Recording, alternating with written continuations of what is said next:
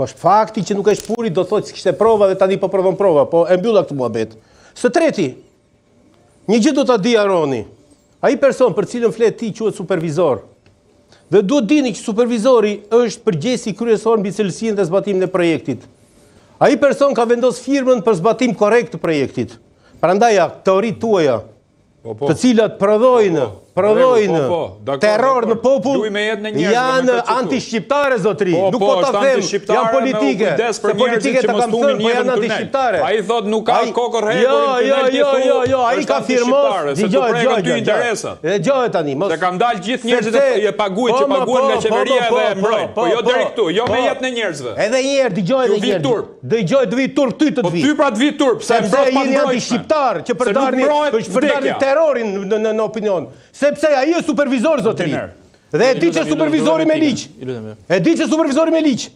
Nuk është ai që lëshon shprehje, por është ai që firmos zbatimin e projektit. Dhe ky person ka firmosur zbatimin e projektit, zotri. S'din dhe ku mi marr lekët. Jo, s'di dhe ku mi marr lekët, se prodhoni tezat ju tani. Dhe mos mbëni me alibirat të tilla se është turp dhe është tradhti kombëtare dhe është krip kombëtar ky që bën ju tani. Ai është supervizor, zotri. Ai është supervizor, mësoj edhe një herë. Dhe supervizori për çdo person që njeh ligjin, nuk është e vërtetë. Nuk është e vërtetë. Mos më kalo te vjedhja. Që ndrote siguria. Gjithë të tuneli, gjithë rregull të tuneli, se vjen nga ajo fushë. Mos marr vesh unë edhe përderisa marr vesh. Po pra përderisa marr vesh. Kur dal po përgjigjem ty si dizinformues. Dhe si shpërtar informacionin, jo terrorist, sepse ai person që ka folur, ka lëshuar një shprehje që tani spaku e hedh në treg për ta bërë ti çështje, është personi që ka firmosur, zotëri, saksinë e realizimit të projektit. Ai e ka firmosur, ai është certifikuesi i projektit me ligj. Që ta dish ti. Edhe pranë mos flisni më broshkulla kot. Se nervozoj mua sepse kur ju shoh dhe kur i dëgjoj ju atje them, "Ore çfarë po ndodh kështu?" Dhe është për të vënë ulërimin me ato që dëgjoj me ju. Nuk është nervozizëm për çështjen, por është për ato papërgjegjësi me cilën flisni ju. Dhe tani së fundmi, zotëri, Belinda Balluku, sipas legislacionit të Republikës së Shqipërisë, sot është e lumtur që do ketë mundësi të flasë. Sepse se keni lënë ju të flasë, se janë keni mbyllur gojën të gjithë me këtë terror që i keni bërë në media. Ajo do flasë dhe vetëm tribun ku ajo do flasë është atje ku ja jep ligji, zotëri, në parlament. Dhe kur ajo të flasë parlament, ju të gjithë që jeni atje, do ta shihni çdo thotë ajo.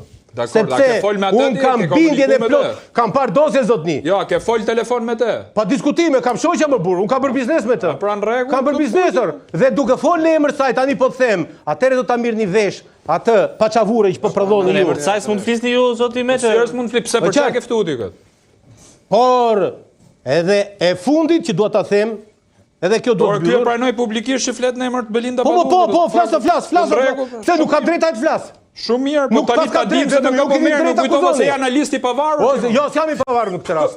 I saj, ai do kështu, jam i saj. Jo, më shumë mirë, po kjo është ndershmëria, bravo, unë këtu të përgëzoj. Po, faleminderit. Shumë bukur. Faleminderit. Atëre vini, se po drejtojmë si prokuror.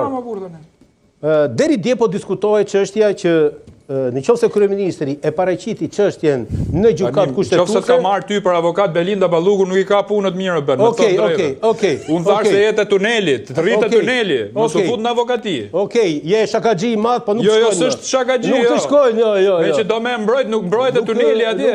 Nuk u se mbrojt afare Belinda, unë thash do të flas për herë parë do flas. Jo, mbrojt unë Belindën, jo ti. Jo, më zoti, unë thash Belinda për herë parë do flas, se e keni mbytur ju zhurmuesit apo. E kam mbytur, unë e kam fajin. Po, për herë parë do flas, dhe shiqyr, dhe më e lumtur sot në Shqipëri për atë vendim është Belinda dhe këtë ka kërkuar gjithë e parë Belinda. Por tani, dëgjoj tani, këtë që do të them edhe ta mbyllun. Prit se do ta maj shënim, fol. Rrofsh. Ju lutem mos e kthejmë në estradën, ju lutem. Ajo është estrada. Ai ka argumentet e tij, vetëm argumentet janë këto tani. Të falenderoj zoti gazetar. Ju lutem, ai ta respektojmë. Unë nuk kam thënë argumentin, tjetri fillon batutën, se unë s'kam thënë argument. Argumenti është ky që do të them tani. Në emision duhet të respektohet. Falenderoj gazetar. Ju lutem.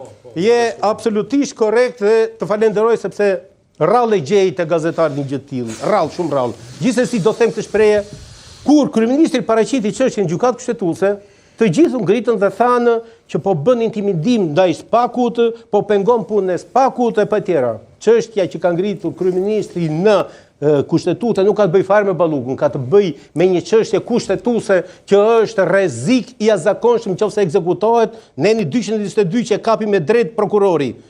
Sepse e pam që ndërkohë kur gjykata kushtetuese po bën punën e vet dhe po zgjidh një çështje kushtetuese në Republikën e Shqipërisë, Spaku po bën punën e vet, po shpije çështjen që është çështje procedurale hetimore në parlament. Pra janë dy gjëra shumë larg njëra tjetrës. E të gjithë ta njerëz që qoftë televizorin tat, qoftë edhe ky që flet tani, që dilnin dhe thonin kryeministri po intimidon Spakun, të mbyllin gojën tani, sepse nuk flitet moment, flitet mbas. Dhe mbas prova vërtetoi që Spaku nuk është intimiduar se s'kishte si t'intimidohesh, por kryeministri ka kërkuar atë që është çështje themelore në Shqipëri. Okej, zoti Meçem. Kaq faleminderit kisha. Okej. Spaku nuk është. E mbrojt edhe kryeministri më në fund. Spaku është me Berishën, edhe ka me Berishën është. Spaku dhe Berisha. Kjo ishte teza. Lidhe me sigurinë e tunelit, shtoj se kjo është një çështje e rëndësishme, duhet bërë një ekspertim i pavarur, se sot ka dhe mjete, ka dhe skaner të cilët mund të bëjnë dhe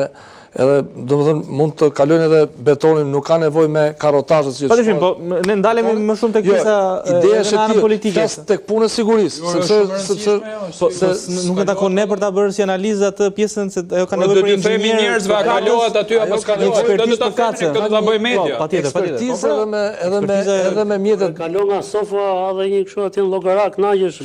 Rapash. Sofo Despasto, ante djalë edhe lokaleve s'është bukur Sofo Despasto. Ju lutem. Tani, lidhje me kërkesën, domethënë që është drejtuar kryeministri për konflikt kompetencash, është drejt gjykata kushtetuese që shprehet. Në rastin konkret drejtimi i parlamentit, domethënë do jetë parlamenti për kërkesën që ka bërë. Janë kërkuar dy masa, arrest shtëpi, domethënë autorizim për arrest shtëpi ose arrest në burg. Tani parlamenti do ja japi për të dyja, do ja japi vetëm për njërin, apo s'do ja japi fare, ne jemi në pritje.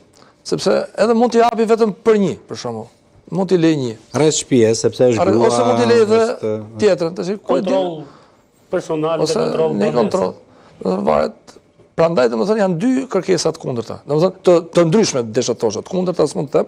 Janë kërkesa të ndryshme. Prokurorisë Klodian Brau të jetë në krah të prokurorit, sepse duhet të shikojnë në sy të gjithë ata deputetët, të gjithë ata ministrat, përfshirë dhe kryeministrin, në sy. Nëse ata janë me të vërtetën apo janë me të pavërtetën. Dhe kjo është shumë serioze. Dhe qëse do mblidhet ditën e premte, i bie dhe ditë e parë punës së tij, domosdoshmë si kreu. Duhet të jetë. Dhe rasti më pashme ka qenë. Duhet të jetë sepse një nga pikat e forta të Dumanit, se ju e keni pasur koleg dikur, ka qenë që ka bashkëfirmosur me prokurorin në çështjes. Pra, i ka qëndruar në krah, i ka mbështetur, edhe duke demotivuar shumë nga sulmet personali që bën vetëm një prokuror. Është kërcënuar. Edhe duke qenë dy prokuror ka mbështetur. Kam idenë që edhe në rastin konkret kemi bërë me grup hetimor, sepse edhe Dumani që është ose edhe prokurori, pra është rregulli në ligjin për prokurorin ngrihen grupe hetimore. Pra bëj pyetje, a mendon ti që prokurorët e Spakut kanë ngrit këtë fortunën got apo mendon që ka fakt penal? Se tani deri këtu ka arrit pyetja. Tani nuk je gjykatë, thjesht nga eksperjenca jote që je prokuror. Sepse domethënë ai sa njeh ti. Ideja është e tillë, domethënë po jam u mundova të jem pak i papshëm të mos flas edhe për faktin. Tani kemi një fakt penal. Kemi një fakt penal. Kemi faktin që prokurori ka ngrit një akuzë dhe dyshohet për një vepër. Kemi një dyshim të arsyeshëm të bazuar prova sipas Spakut që është kryer një vepër penale. Qartë. Pra është Spaku tani kjo ka shkuar në gjykat, kjo kërkesa me akuzë, sepse ka qenë dhe akuza pjesë e dosjes. Ka shkuar në gjykat, ka qenë. Gjykata çka ka thonë? Ka vendosur kështu sepse përmes siç të thash. Ka vendosur Spaku. Po pra, ideja është Po pra, po jo do ta themi tani edhe herë tjetër se.